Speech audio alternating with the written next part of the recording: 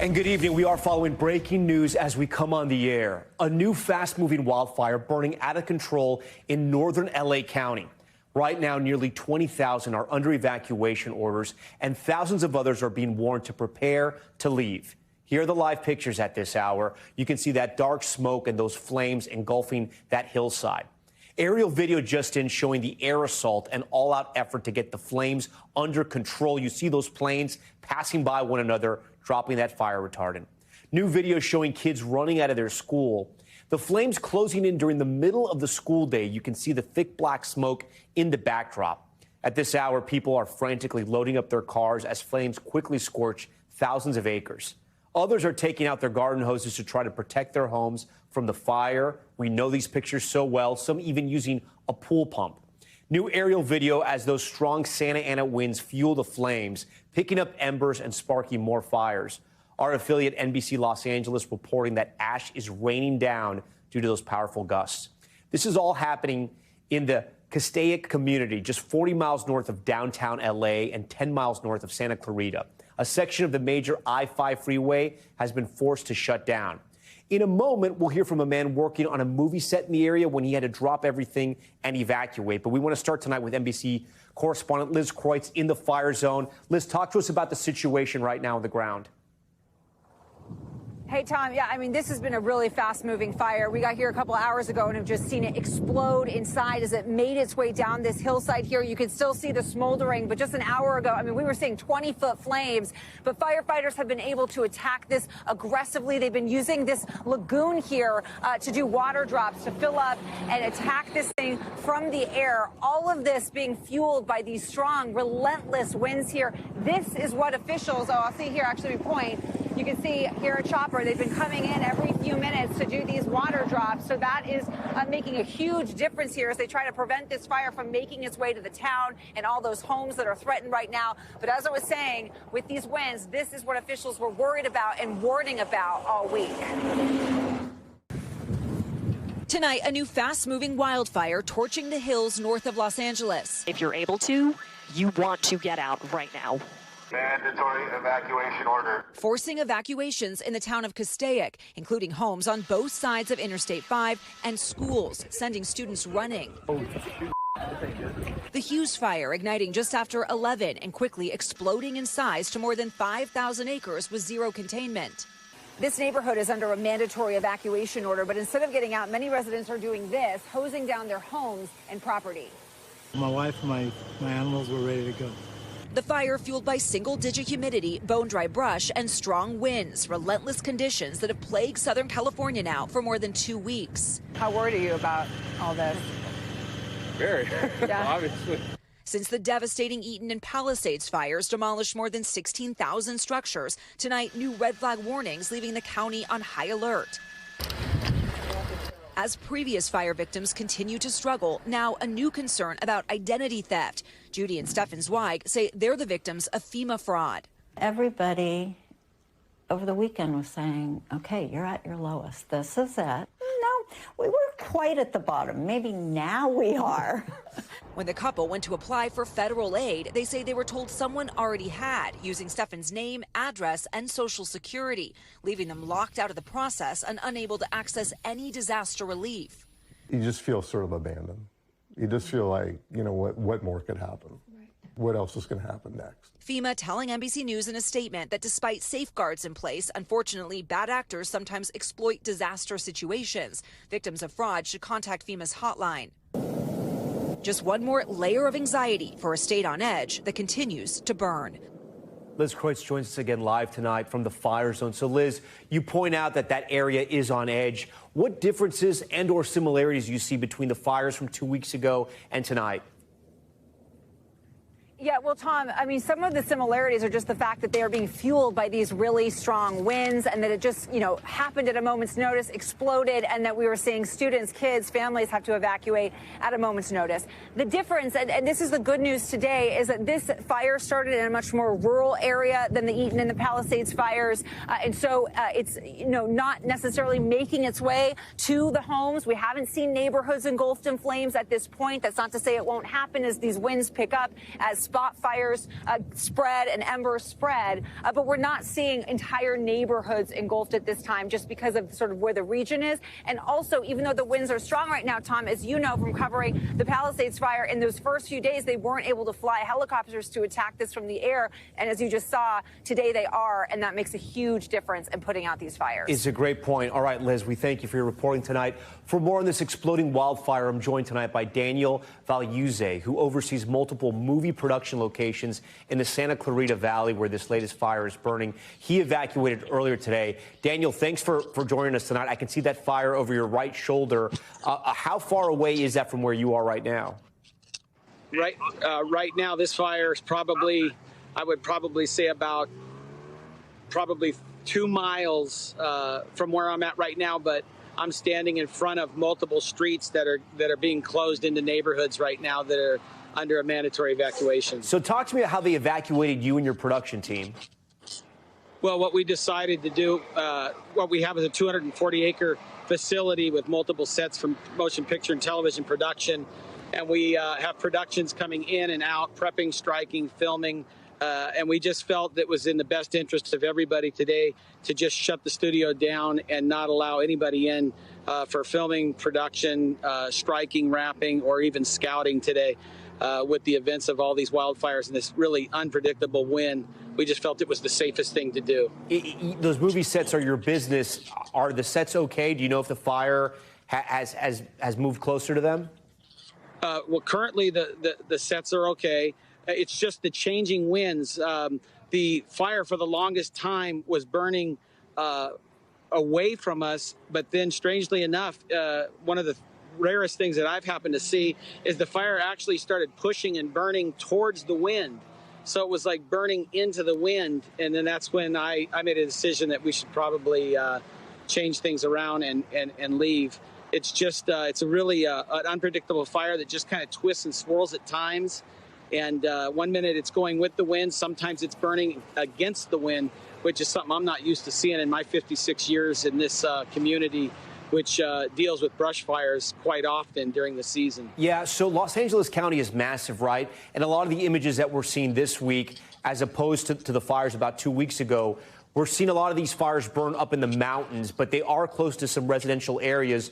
Besides Castaic, what else is threatened around there? What other areas that maybe viewers across the country would know? Well, there's a lot of estates, large estate homes in the Hasley Canyon area. They're large acreage ranches, a lot of livestock, a lot of horses and farm animals.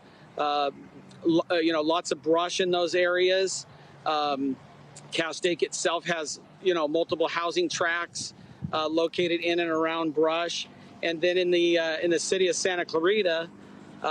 We also have quite a bit of brush on the hills and things. We don't have quite the density that you saw in, say, like the Palisades fires and things like that. So we do have a lot of space in between structures, I think, which hopefully helps our firefighters get a handle on things to avoid what we saw.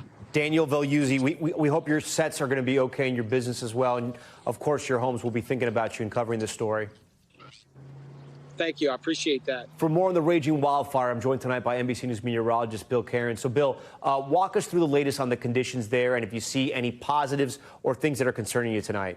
Yeah, well, the firefighters are going to be fighting this in like a tropical storm, and that's extremely dangerous, and we're still going to see that explosive development. The question is, will they continue to be able to fly the air assets to slow down that forward progress and to protect structures? That's the difference. Hurricane force winds with the Palisades and the Eaton fire, they had to ground them, so hopefully they can keep the aircraft up and give themselves a fighting chance. So here's downtown Los Angeles, and this is where the Hughes fire is located. I-5 is shut down right now, and most of the populated areas where the homes are near I-5 here. So the fire's been burning in this rural area, but the winds are going to continue to push it to the west, into the southwest, towards those structures. So that's the battle going on right now with the firefighters to contain this portion. The lake has contained portions of it, but tonight those winds are going to gust to 50 to 70 miles per hour. Right now they're only 30 to 40. They're almost going to double, Tom. And then we get those spot fires well out ahead of it. It's going to be a very dangerous night tonight. Hopefully when we wake up tomorrow tomorrow morning, the firefighters will win this battle, but they got their hands full. Yeah, we're all hoping for that. Okay, Bill, we thank you. We want to move on now to some more extreme weather that's happening across the country. We head to the south right now, where we've been following that crazy winter storm that has covered everything in snow and ice. Record-breaking cold causing chaos on the roads and beyond. Atlanta's airport, the busiest in the country, with major delays. Tens of thousands now without power as the region braces for another night of bitter cold. Here's Priya Sridhar. Millions in the south in the grips of severe weather in a region rarely slammed with snow. Just outside of Atlanta, slick roads stalled cars, some hoping the sun would melt the ice. Get your little spot and just wait it out. You know, I'm not saying it's simple, but it's smarter. Drivers at a standstill on this highway in Georgia for more than 12 hours. We're going to be here a minute. In DeKalb County, officials issuing a state of emergency, urging residents to shelter in place. We have also treated more than 500 tons of roads with sand, of course, salt and calcium chloride. So this is a very serious condition that we're facing. Atlanta's airport hit with just over 1 inch of snow. Airport officials say some TSA officers struggle to get to work. Wait times for travelers up to 90 minutes. Passengers finally moving at Tampa's airport, where dozens of flights were delayed and canceled. Had a day, it's been 3 days, and it's only been like a day. In Jacksonville, Florida, officials say 3 bridges are now open again after multiple crashes closed them. In Louisiana, cities are blanketed in snow. A historic 10 inches swept parts of New Orleans overnight. Tonight, tens of thousands remain without power along the Gulf, as many worry major disruptions could continue for days to come. Priya Sridhar joins us live tonight from Atlanta. So, Priya, talk to us about what officials are worried about there as another night of below freezing temperatures hits this region. Yeah, that's right, Tom. Well, with those below freezing temperatures, the real concern here is that all of that snow that's been on the roadways could melt, and that could then turn into a sheet of ice, which would translate into more dangerous icy road conditions. So local officials here are really warning folks to shelter in place, stay off the roads. They don't want to see more scenes like what you saw in that story right there, where this city essentially turned into a bumper car landscape where people were having to abandon their cars, and we just saw dozens of vehicles abandoned overnight. They really want emergency crews to be able to get to people who are having medical emergencies, and they also really want those crews to be able to attend to the roads, to put sand and gravel down. We're also watching tens of thousands of people along the Gulf Coast, as I mentioned, who have lost power. Local officials are warning there that because they're simply not equipped and they're not accustomed to this type of weather, it could take several more days until their power is restored. Tom? Okay, Priya, we thank you for that report. We hope they get some relief. The other major headline tonight as we turn towards politics, the president completely rolling back all federal diversity initiatives. The move coming amid major rollbacks of DEI programs across the country. Gabe Gutierrez tonight with more on what these sweeping changes really mean. From the government agencies that oversee air travel to public health to criminal justice, the debate over diversity is exploding throughout the country. Making good on a campaign promise tonight, President Trump is slashing all diversity, equity, and inclusion programs across the federal government. We will forge a society that is colorblind and merit-based. The president signing an executive order his first day back in the White House. This is a big deal, merit. Our country is going to be based on merit again. Can you believe it? And overnight, this new government memo saying DEI policies result in shameful discrimination and directing federal agencies to place all DEI employees on paid leave by this evening. After the murder of George Floyd and the social justice movement it sparked in 2020, DEI programs flourished across private companies and the federal government. The values of diversity, equity, and inclusion are the core strength of America. But since then, conservative activists have railed against the programs. And after Trump's re-election, major companies like Walmart, McDonald's, and Meta, Facebook's parent company, have scrapped their DEI programs. It's one thing to say we want to be kind of like welcoming and make a good environment for everyone.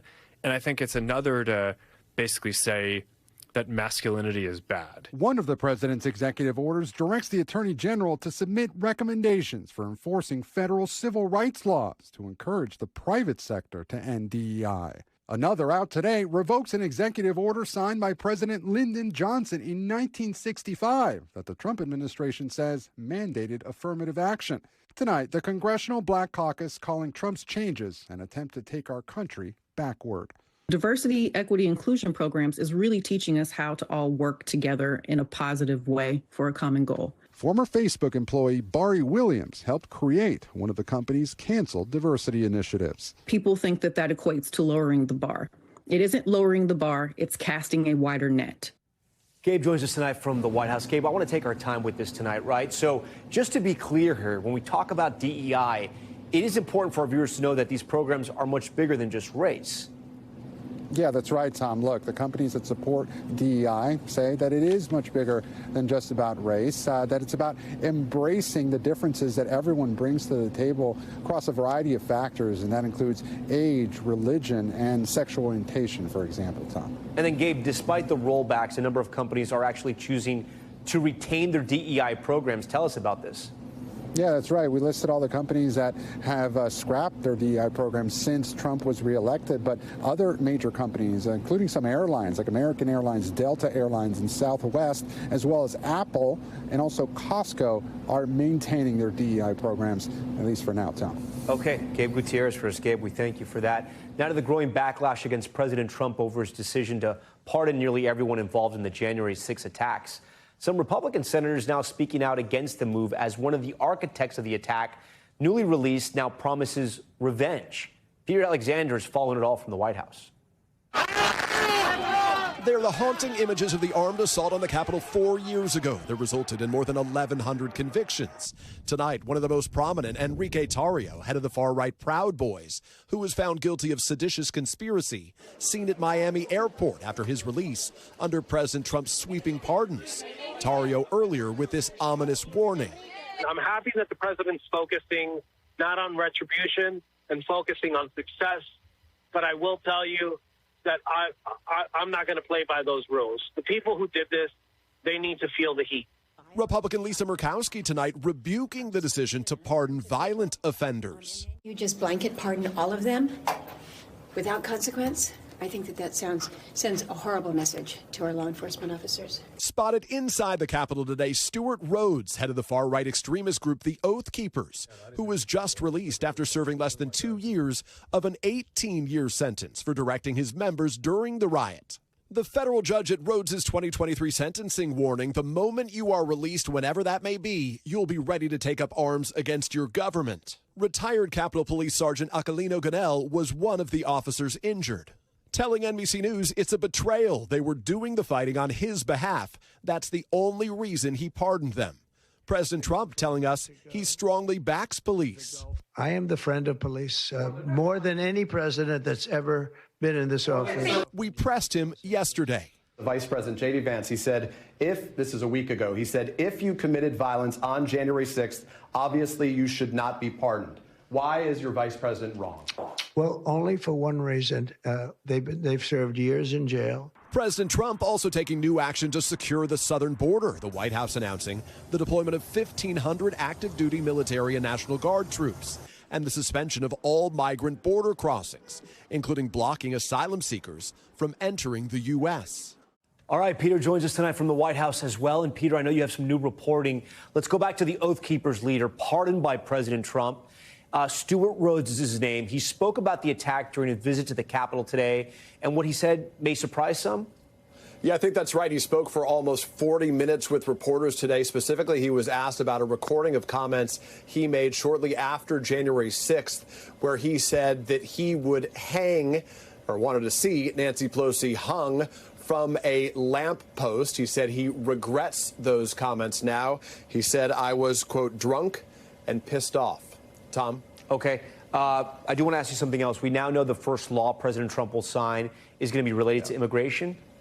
Yeah, that's right. It could happen as soon as tomorrow, actually. The Republican House just passed what's called the Laken-Riley Act. That's named after a Georgia nursing student who was murdered by an undocumented migrant. That migrant, Tom, had previously been arrested for shoplifting, was not detained, though. The new law will require ICE to detain migrants who are arrested for burglary or shoplifting. Tom? Okay, Peter Alexander, a lot of new reporting there. We appreciate it.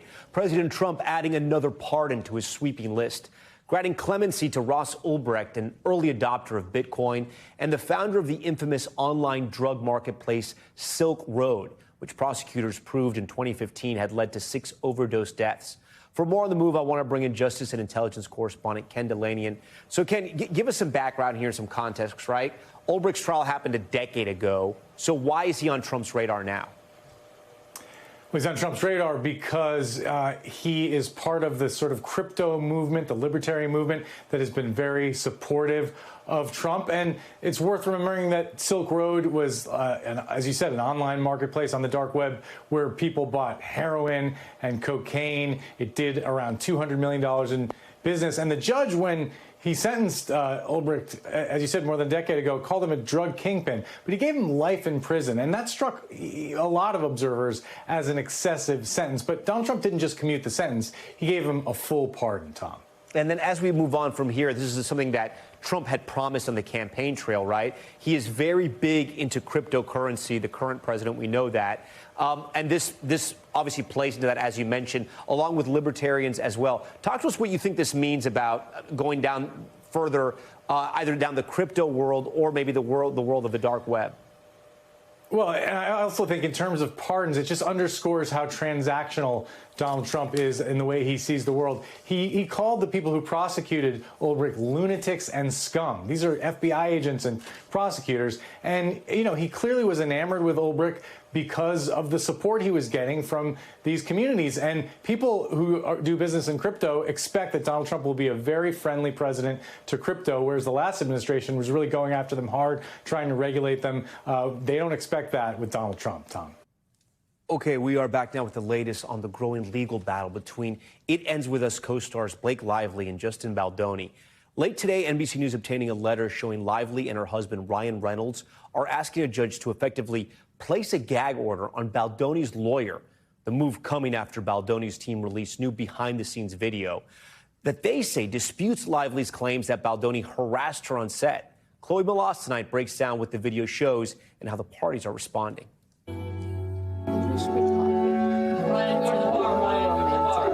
This footage, which appears in the finished version film It Ends With Us, only in this brief slow-motion montage, appears to show the two stars discussing how to play the scene as they slow dance.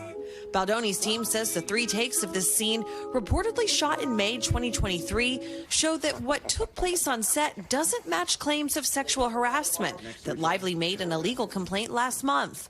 According to the complaint, while filming a slow dance scene, Baldoni was, quote, caressing Miss Lively with his mouth in a way that had nothing to do with their roles. In the raw footage released by the director's attorney, the two stars can be heard talking about production details while playing to the camera as a couple in love. The complaint says Baldoni, quote, dragged his lips from her ear and down to her neck as he said, "It smells so good." Baldoni's representatives say that the tape proves it didn't happen.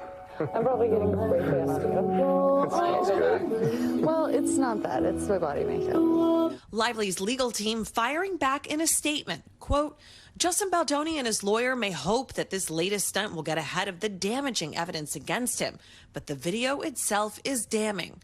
Lively's representatives say that the footage corroborates her account of what happened, arguing that it shows Baldoni, quote, attempting to kiss her, kissing her forehead, rubbing his face and mouth against her neck, flicking her lip with his thumb, caressing her, telling her how good she smells, and talking with her out of character, adding that no woman should have to take defensive measures to avoid being touched by their employer without their consent.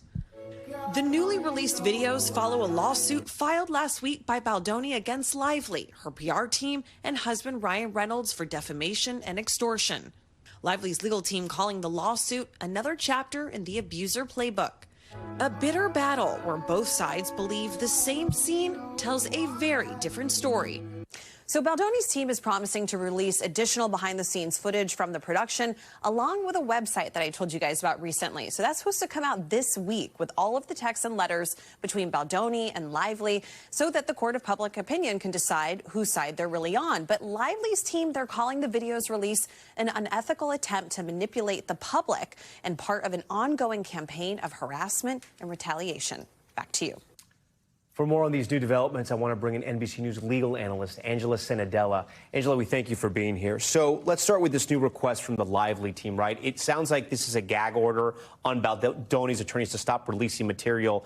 Will they have to comply with that? Well, so it's a request. So they're just asking for a meeting with the judge and hoping that the judge puts some sort of restrictions. I think the judge will restrict Baldoni likely from releasing this information for so many reasons. If you think about a judge's role in a trial, half of it is deciding what evidence is admissible, what evidence is not. You also have to give both sides ample time to review the evidence. Is it accurate? Has it been edited? Should it be produced? Should it be presented?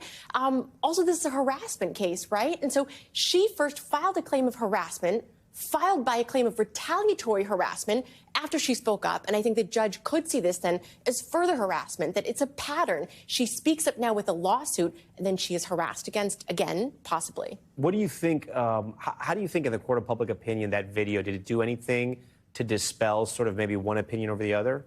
So look, in the court of public opinion, yes, I do think it did. But there's like a legal battle. It did for who? Who was it better for? So I think it was likely better for Baldoni. And that's because one of the allegations that was in her complaint of sexual harassment was literally about this scene.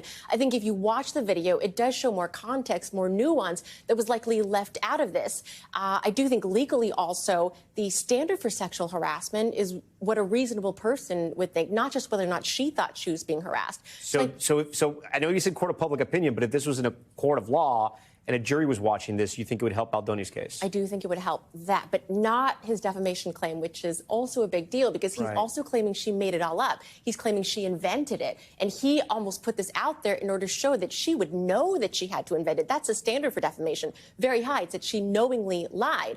But her coming out here and saying, no, actually, this wasn't a lie. I really did in those moments feel this, because, and that's why I was... That'll be hard to prove, you're saying. Exactly, right. Her mindset. How much is this costing these two stars? Because they're filing legal briefs literally every day. The lawyers are out there everywhere. They charge by the hour. I have to think this is going to be multi-million dollars on both sides. So an enormous amount, but also it's possible the lawyers are on contingency here. Look, these judgments could be hundreds of millions of dollars, and sometimes lawyers won't take any payment up front with the hope of taking 40% of that at the end. This is getting so aggressive back and forth. Do you think they eventually settle, or do you think this actually goes and becomes a huge trial spectacle? Okay, if you play the odds, they are not going to trial. But that said, with celebrities, I mean, Johnny Depp, Amber Heard, no one thought that was going to trial either. Okay. Wow, this is going to be wild. Angela Senadella, we thank you for that.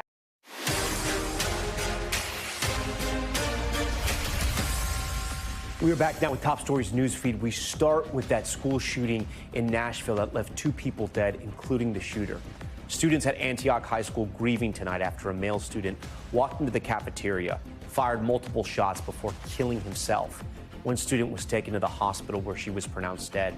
2 others were injured, one from a graze wound, the other from a fall. No word yet on the motive here.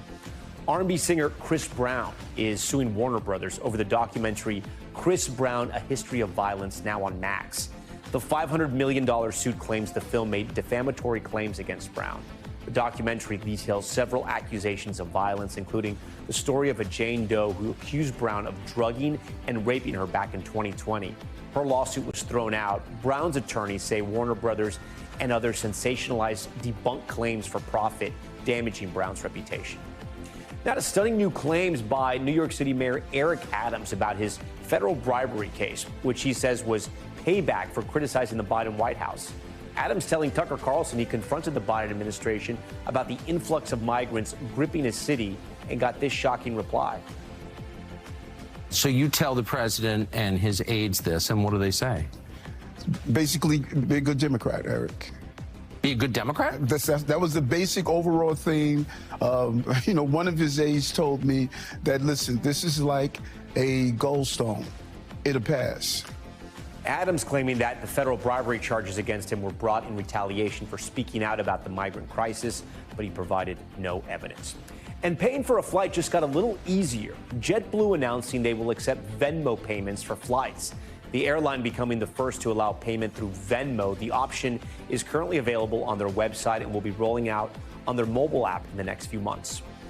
Okay, next to the Americas now. In Colombia, at least 80 people have been killed as fierce fighting between two rebel groups has sent thousands of people fleeing for safety. The escalation, the deadliest fighting since a 2016 peace agreement, and a major test for the Colombian president, who has faced criticism from the members of the Trump administration. NBC's David Noriega has the details. The Colombian military desperately trying to evacuate citizens and sending in troops, as violence between two armed groups has consumed the Catatumbo region near the border with Venezuela. At least 80 dead and an estimated 30,000 displaced from their homes. Some forced to find refuge across the border in Venezuela after days of intensified clashes. Tenemos niños, corren peligro y pues sabe que la seguridad de los niños y también la de uno pues está en riesgo y hay que salir. That fighting primarily between a guerrilla group called the National Liberation Army, or ELN, and another force that splintered off from Colombia's notorious FARC rebels, which laid down arms in 2016. In 2016, Colombia signed a historic peace accord that put the country towards a path of far more stability. What has happened in the past 5 days is that some of the groups that were not part of that peace process have decided to have an all-out combat with each other. The two groups have long battled for control of the region, which accounts for about 15% of the country's coca production, according to the Associated Press, and encompasses lucrative drug routes. The fighting drawing concerns from human rights officials. Hay ataques indistintos a combatientes y a personas civiles que son señaladas de colaborar con un grupo o con el otro. Many of those impacted grabbing what they can carry and fleeing on foot or on rafts, ending up in massive shelters like this one at a stadium, as troops patrol the streets. Colombia's President Gustavo Petro visiting the region on Friday, accusing the ELN of war crimes and suspending peace talks. Petro, who had promised a new era of total peace, faces waning support both at home and abroad.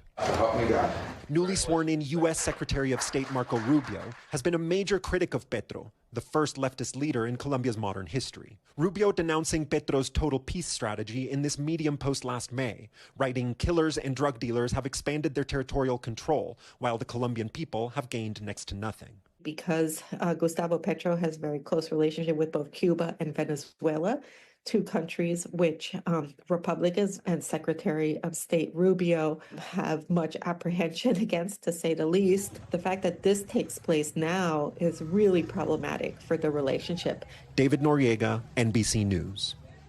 When we return, the royal apology nearly 3 decades later. Prince Harry reaching a settlement with the publisher of The Sun over allegations they invaded his private life. How his mother, Princess Diana, is also getting an apology as part of his major legal win.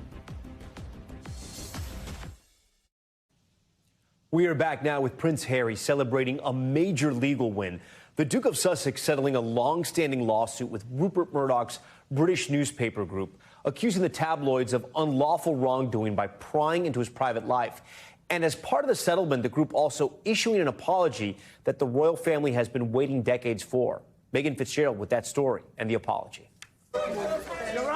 Tonight, Prince Harry settling his years-long legal battle with a British tabloid, winning a substantial payout and a rare apology. His lawyer calling it a monumental victory. Today, the lies are laid bare. Today, the cover-ups are exposed.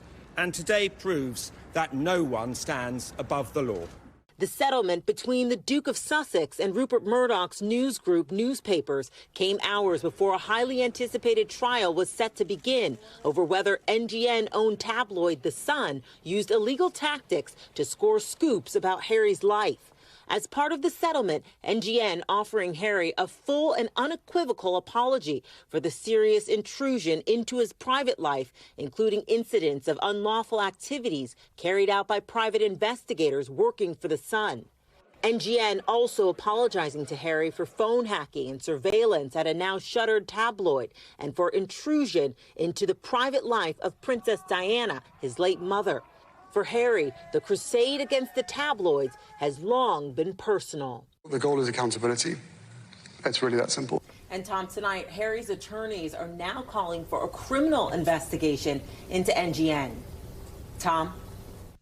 We thank Megan Fitzgerald for that story. Time now for Top Stories Global Watch and a check of what else is happening around the world.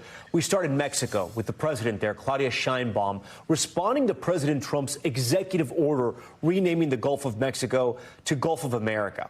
Sheinbaum saying Trump could call it whatever he wants, but added Mexico and, quote, the rest of the world will still call it the Gulf of Mexico.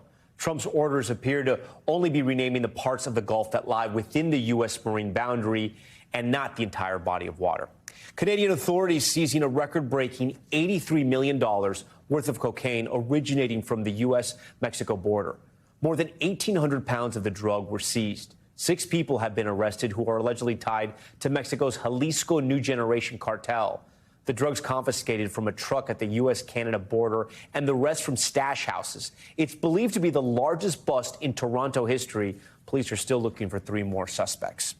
And a cat racking up air miles after she was mistakenly left on an airplane in New Zealand. Officials say the 8-year-old feline named Mittens made 3 trips between New Zealand and Australia in just 24 hours after workers left her in the plane's cargo. They say her cage was hidden behind a wheelchair. She was reunited with her family in Melbourne unharmed. Air New Zealand apologized and reimbursed the cost for Mittens' travel. Glad she's okay. Okay, when we come back, can you spot the difference? Walmart selling what some say are dupes of the Hermes Birkin bag, now being dubbed the Workin. Up next, reality star Bethany Frankel gives us a side-by-side of both bags at the center of a luxury shopping shakeup. Stay with us.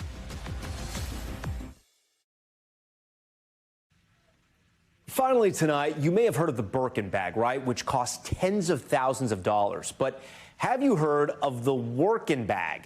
Shoppers flocking to Walmart, of all places, to buy the knockoff purse for a fraction of the price. Valerie Castro has this look at the bag, shaking up the world of luxury goods.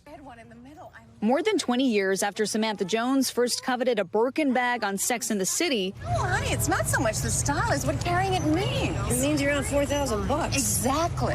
The exclusive Hermes handbag remains synonymous with wealth and status. Working for a Birkin. Getting one requires a relationship with an Hermes associate, a years-long wait list, and up to tens of thousands of dollars to acquire. The Birkin bag. All handmade, and look at those tiny stitches. But now getting that Birkin look, you can pretend, just got a lot easier. But you got Birkin. Walmart selling nearly identical bags from third-party sellers for less than $100. This is my Birkin.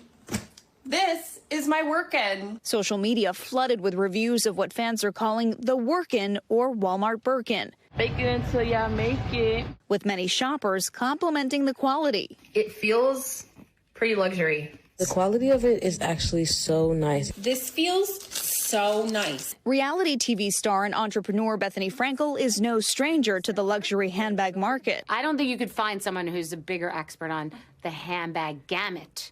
I really do know this space. Sharing that expertise to her millions of followers on social media and comparing the Workin with one of her real Birkins in a viral video. This does have the diagonal stitching, which is what Hermes does do.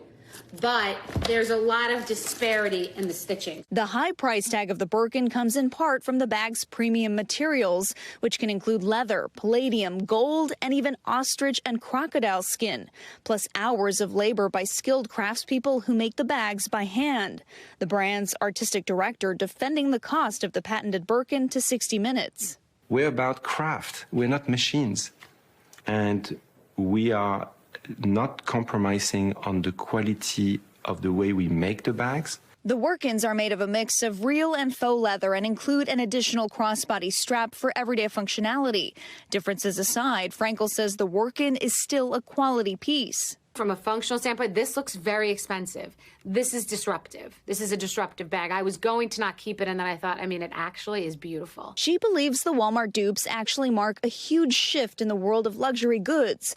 The resale value of the Birkin as a collectible increasing year over year, outpacing gold between 1980 and 2015, according to the online luxury reseller Bag Hunter. The people that collect Hermes bags and are terrified of the reduction in their investment, or that everybody gets to have one, because there's no point in having an Hermes bag if everyone can have one. And then the person who can afford the $85 bag, loud and proud wearing it and saying, let's all wear it, let's show them we get to be part of this club too. Knockoff Birkins are nothing new. Jane Birkin, the late actress and singer who inspired the bag, telling Vogue in 2011, it's very nice that everyone's got one or wants one. If people want to go for the real thing, fine. If they go for copies, that's fine too. I really don't think it matters. Hermes is in the middle of an antitrust lawsuit for making customers buy other items before they're even allowed to buy a Birkin. The company has denied wrongdoing, calling the claims far-fetched. We reached out for comment and did not hear back. Does it level the playing field? It levels the playing field. And what remains to be seen is whether the awareness makes people want the Hermes bag more, or if it just makes it not as special because everybody's got either a knockoff or a very closely inspired by. The look-alike of a bag nearly impossible to own, now at the fingertips of any average American. Every housewife in America knows of a Walmart. And what happened was, this gave them license to wear it. Walmart said it's okay. Okay, Valerie Castro joins us now. So, Valerie, where's your Workin? I am sad to report that Walmart is actually sold out of They're sold out of these things? They are sold Okay. out. We signed up to be notified by email once they get any back in stock. But if you actually look at the Walmart website today, there are more and more manufacturers creating similar versions. So this trend is certainly not going away. And then is there sort of a resale market for the Workin where you're actually paying more money than the $70, $80 it costs? Believe it or not, there is. You can go to eBay, and they're selling for $200, $300, $400. Walmart sold them originally for $70 or $80. Oh, wow. So there is a resale market there. People are calling them rare. But you can also buy a secondhand real Birkin. Those are still selling for several thousands of dollars. Yeah, you know what? The Workin is almost, it seems like it'd be more of a conversation piece at this point, right? Exactly. Almost cooler to have. Okay, Valerie, we thank you for that. We thank you for watching Top Story. I'm Tom Llamas in New York. Stay right there. More news on the way. Thanks for watching. Stay updated about breaking news and top stories on the NBC News app or follow us on social media.